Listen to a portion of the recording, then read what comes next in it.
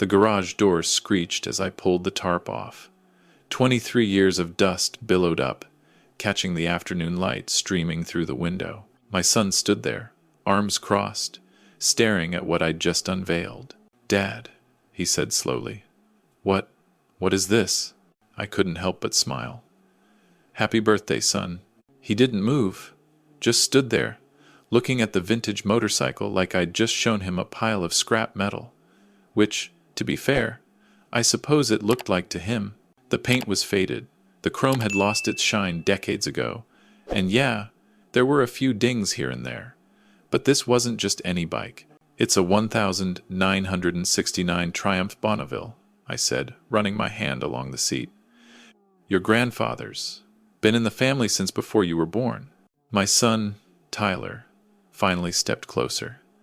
He was 30 today, 30 years old, and I'd spent the last 6 months restoring this bike in secret, thinking about the moment I'd hand it over.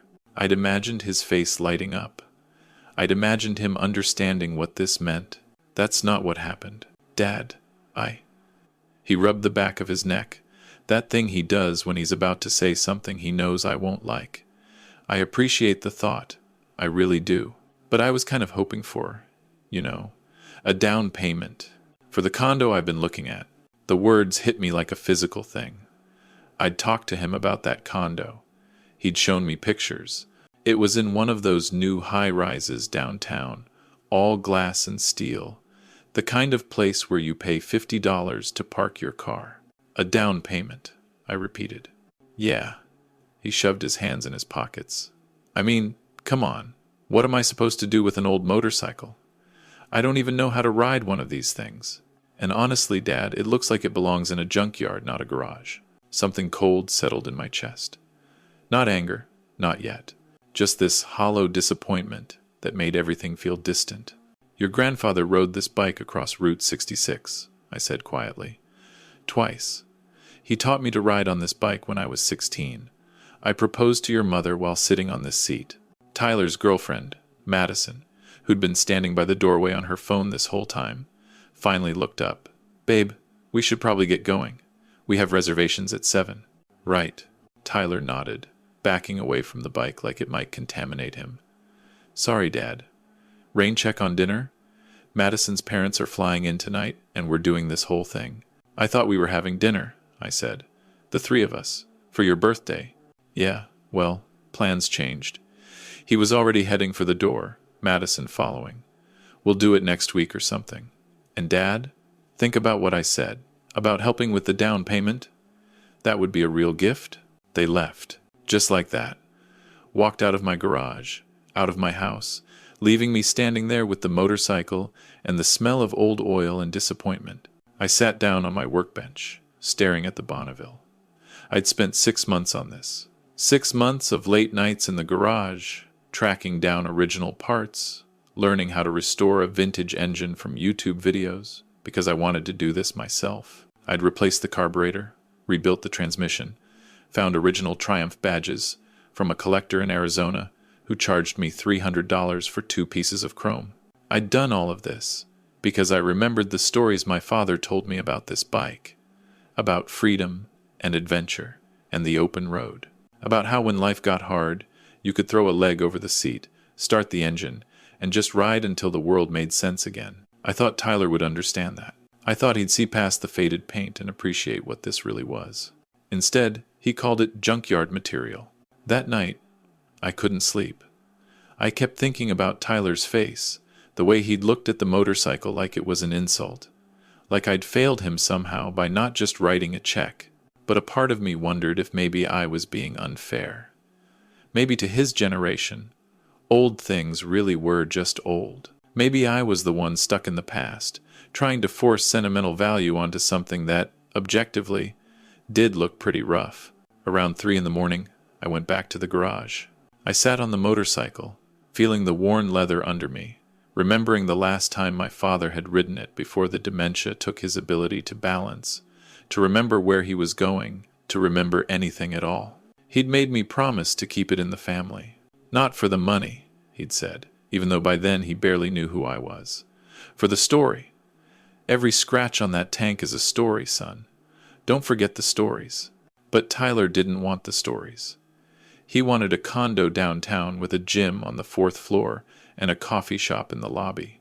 The next morning, I made a decision.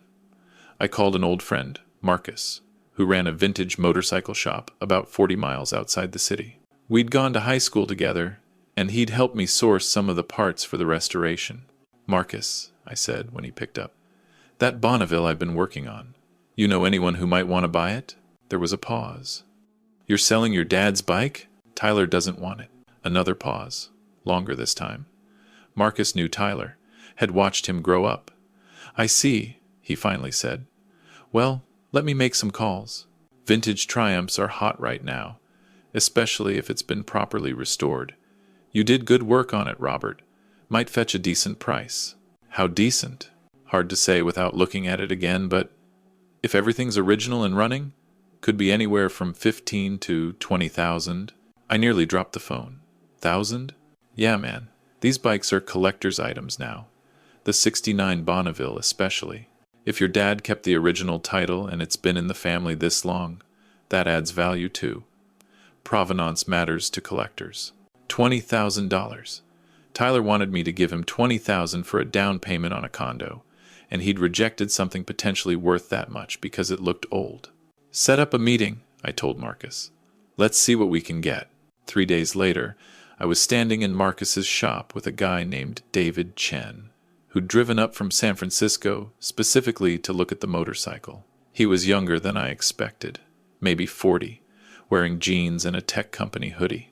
He walked around the Bonneville slowly, taking pictures with his phone, crouching down to examine the engine. "This is incredible," he said, running his finger along the gas tank. "All original parts?" "Everything except the seat leather," I said. "Had to replace that. But I used the same type they would have used in '69. And it runs?" I started it up. The engine caught on the second kick, settling into that distinctive Triumph rumble that sounds like controlled thunder. David's whole face lit up. "I'll give you 25,000, he said. "Cash. Today." I stared at him. Marcus said 15 to 20. Marcus doesn't know about the Monterey auction coming up. David pulled out his phone, showing me a listing. "See this? 1,969 Bonneville. Worse condition than yours. Sold for 32,000 last month. Yours has been in the same family since it was purchased new. That's rare. That's valuable." My hands were shaking. $25,000. Tyler had called it junkyard material. "There's a collector in Tokyo who's been looking for one of these," David continued. "I buy it from you, clean up a few details. I can flip it to him for 40, maybe 45 if I can document the ownership history. You got the original title?" "In my safe." "Perfect. So, we got a deal?" I should have said yes right then. Should have taken the money and walked away. But something made me hesitate. Maybe it was thinking about my father, about the promise I'd made. Maybe it was pride. Maybe it was the last, stupid hope that Tyler would come around, would realize what he'd given up. "Give me 2 days, I said.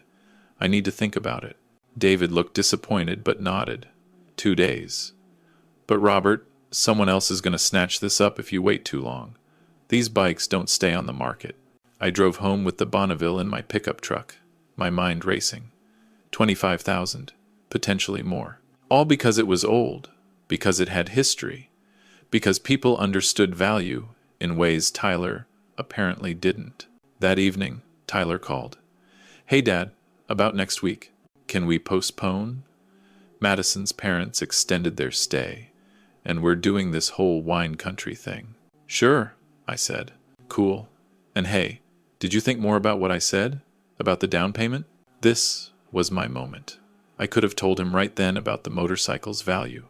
Could have explained that the junkyard material he'd rejected was worth more than his down payment. Could have taught him a lesson about judging value by appearance. Instead, I said, "Yeah, I've been thinking about it. And I need to handle some things first. I'll let you know." We hung up. I sat there in my living room, the same room where I'd taught Tyler to walk, where we'd watched cartoons on Saturday mornings, where I'd helped him with homework and listened to him talk about his dreams. When had those dreams become about condos and wine country trips? When had he stopped being the kid who begged me to tell him stories about Grandpa's adventures? I knew the answer. It was when his mother and I divorced, when he was 15, when she moved to California and he started spending summers there, coming back with new ideas about what mattered, what was valuable, what was worth his time. I'd tried to stay connected, tried to share the things I thought were important, but somewhere along the way, we'd started speaking different languages. The next morning, I called David Chen. The bike's yours. 25,000. We met at a bank. He had the cash in a briefcase, like something out of a movie. We did the paperwork, transferred the title, and just like that, the Bonneville that had been in my family for 54 years belonged to someone else. I put the money in my account and didn't tell Tyler. Not right away. I wanted to see how long it would take him to ask about it again, to ask about helping him with the condo. It took 3 weeks. He called on a Tuesday evening. Dad, hey. So Madison and I put in an offer on the condo. We need the down payment by Friday. Can you help us out? How much do you need? 20,000 would do it. I know it's a lot, but you said you'd think about it. And... Tyler, I interrupted. Remember the motorcycle? There was a pause. The old bike? Yeah. What about it? I sold it. Oh, okay. That's... probably for the best, honestly. It was just taking up space in your garage. I sold it for $25,000. The silence on the other end was so complete I thought the call had dropped. Tyler? 25. His voice was strange, strained. Dad, that's not funny. I'm not joking. I sold it 3 weeks ago to a collector from San Francisco. He said it could be worth even more at auction. Apparently, 1,969 Triumph Bonnevilles, in good condition, with original parts and documented ownership history, are pretty rare. Who knew? You're serious. It wasn't a question anymore. You actually sold Grandpa's bike for $25,000. That's right. And you didn't think to tell me? Something hot flared in my chest. Why would I tell you? You made it pretty clear what you thought of it. Junkyard material. Wasn't that your assessment? Dad, I didn't know. Didn't know what? That it was valuable? That's the point, Tyler. You didn't ask. You didn't care enough to wonder why I'd spent 6 months restoring it. You just saw something old and assumed it was worthless. So what, this is payback? You sold it to spite me? I sold it because you didn't want it. You wanted cash for a condo. Well, now I have cash. $25,000 in my savings account. You're going to give it to me, right? For the down payment? I closed my eyes. There it was. Even now, even after everything, he still expected me to just hand it over. No, I said quietly. I'm not. What? You heard me. I'm keeping it. Dad, that's insane. You don't need that money. You're retired. The house is paid off. You have your pension. But Madison and I, we're just starting out. We need this. You need to learn something, Tyler. You need to learn that value isn't always obvious. That sometimes the things that look worthless are actually priceless. That sometimes when someone gives you a gift, it's about more than money. Oh my God! His voice was sharp now, angry. This is about the bike. You're punishing me because I didn't want your old motorcycle. I'm not punishing you. I'm letting you experience the consequences of your choices. I offered you something that belonged to your grandfather, something that carried 50 years of family history, something I spent half a year restoring because I thought you'd appreciate it. You rejected it without a second thought. You literally called it junkyard material. I apologize for that. No, you didn't. You said rain check and left to have dinner with Madison's parents. More silence. The condo offer expires Friday, Tyler said finally. If we don't have the down payment, we lose it. Then I guess you'll have to figure something out. Get a loan. Ask Madison's parents. Save up and try again later. You know, all the things people do when they can't afford something right away. I can't believe you're doing this. I can't believe you thought I would reward you for disrespecting your grandfather's memory and my effort. But here we are. He hung up. I sat there with the dead phone in my hand, feeling sick and vindicated and sad all at once. Madison called 2 hours later. Mr. Cooper, this is Madison. Tyler's really upset. I imagine he is. He told me what happened. About the motorcycle. Did he tell you he called it junkyard material? He's apologetic about that. He was just surprised, and he didn't handle it well. But Mr. Cooper, we really need help with this down payment. We've been planning this for months. We already gave notice on our apartment. Then you should have planned better. That's not fair. Fair? I laughed, but there was no humor in it. You want to talk about fair? I spent 23 Christmases buying Tyler presents he barely looked at before asking what else he was getting. I paid for his college, his car, his spring break trips. I've been there for every moment of his life. And the one time I try to give him something meaningful, something with real value, he acts like I've insulted him. He's your son. Exactly. He's my son, not my ATM, not my obligation to fund his lifestyle. He's 30 years old, Madison. He has a good job. You have a good job. If you can't afford this condo, find one you can afford. She hung up too. That night was one of the longest of my life. I kept wondering if I was wrong, if I was being petty, if I was letting pride destroy my relationship with my son over a motorcycle and hurt feelings. Around midnight, I got a text from Tyler. Mom says you're being unreasonable. Of course, he'd called his mother. Of course, Jennifer would take his side. She'd always said I was too sentimental about old junk, as she called it. It was one of the many things we'd fought about before the divorce. I texted back, your mother doesn't get a vote. Tyler, everyone thinks you're wrong. Me, everyone didn't spend 6 months restoring their father's motorcycle as a gift for their ungrateful son. Tyler, I'm not ungrateful. I just don't see why you care so much about an old bike. That message sat on my screen for a long time. He really didn't get it. Even now, even after I'd told him it was worth $25,000, he still didn't understand. Me, that's the problem, Tyler. You don't see. You never have. I turned off my phone. Friday came and went. Tyler didn't call. Neither did Madison. I assumed they'd lost the condo offer, though I didn't know for sure. Part of me felt guilty. Part of me felt like I'd done the right thing. Mostly, I just felt tired. 2 weeks later, Marcus called. Hey man, just wanted to let you know. David Chen sold that Bonneville. Oh yeah? How much? 48,000. To that collector in Tokyo, he mentioned. Apparently, the guy went crazy for it once he saw the photos and ownership history. $48,000. I'd gotten 25. Tyler had rejected something worth nearly 50,000 because it looked old. You okay? Marcus asked. Yeah.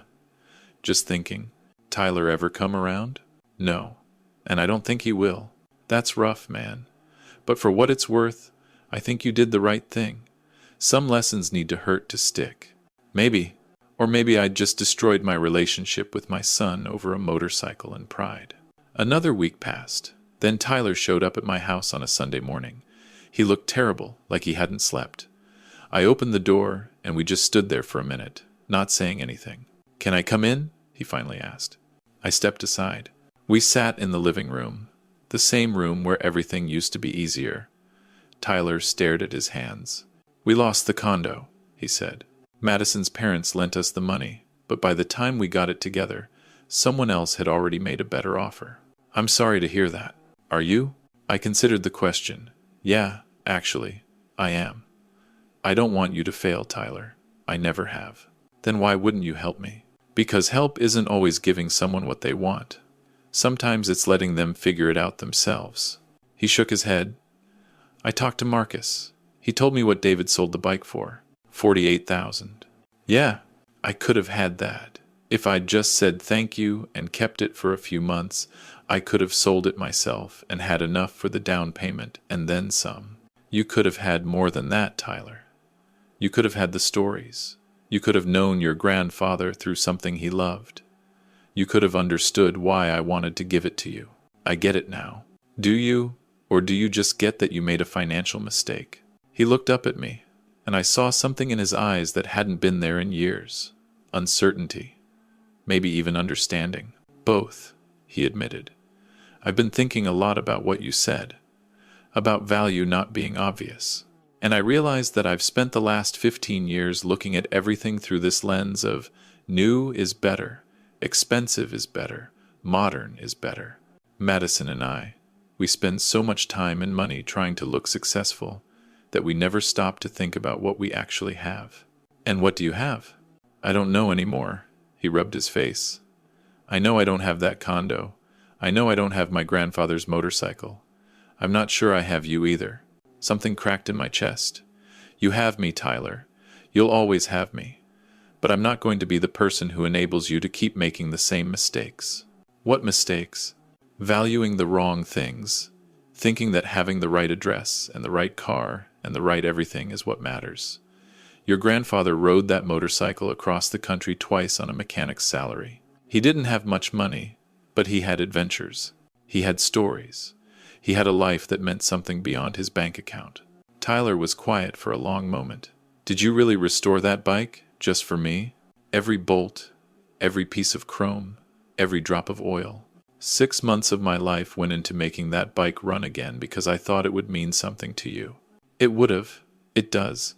I was just too stupid to see it. You're not stupid. You're just lost. And I think maybe that's partly my fault. After the divorce, I let your mother's values become your values because I didn't want to fight with her anymore. I didn't want to be the difficult parent. So you became the pushover parent instead? I smiled despite everything. Something like that. And now? Now, I'm trying to be the honest parent. The one who tells you hard truths even when it damages our relationship. Tyler stood up, walked to the window. I don't know how to fix this, Dad. I don't know how to become the person who would have appreciated that motorcycle. You don't have to become a different person. You just have to start paying attention to what actually matters. And for the record, it's not too late. There are other chances to get it right. He turned back to me. Are there? Yeah. They just might not look like vintage motorcycles or down payments or anything you're expecting. He nodded slowly. Madison and I are taking a break. I'm sorry. Don't be. It's probably good. We've been moving too fast, trying to build this perfect life without stopping to figure out if it's the life either of us actually wants. He moved toward the door, then stopped. Dad, the money you got from selling the bike. What are you going to do with it? I haven't decided yet. Could you tell me about Grandpa? About the motorcycle? I know I don't deserve the bike, but maybe I deserve the stories. I felt something loosen in my chest. Yeah, I can do that. Not today. I need to figure some things out first. But soon, whenever you're ready. He left. I sat there in my living room, looking at the empty space where the motorcycle had been in my garage, thinking about value and lessons and whether I'd done the right thing. I still don't know. Even now, months later, I'm not sure if I was right to sell the Bonneville, right to refuse Tyler the money, right to let our relationship fracture over what was, in the end, just a thing. But I do know this. Tyler started calling more after that day. Not every week, not even every month. But when he calls, we talk about real things. He asks about my father, about the past, about the choices I've made and why I made them. He started reading history, he tells me, and hiking on weekends instead of going to brunch in the city. Last month, he called to tell me he'd bought a used truck instead of leasing a new sedan. It's not as flashy, he said, but it'll last longer, and I can actually afford it without stretching my budget. Your grandfather would approve, I told him. Yeah, I think he would. The $25,000 is still in my savings account. I haven't touched it. I'm not sure what I'm saving it for, but it feels important to keep it separate, untouched, a reminder of what happened and what it meant. Sometimes I wonder if Tyler will ever truly understand what he lost that day in my garage.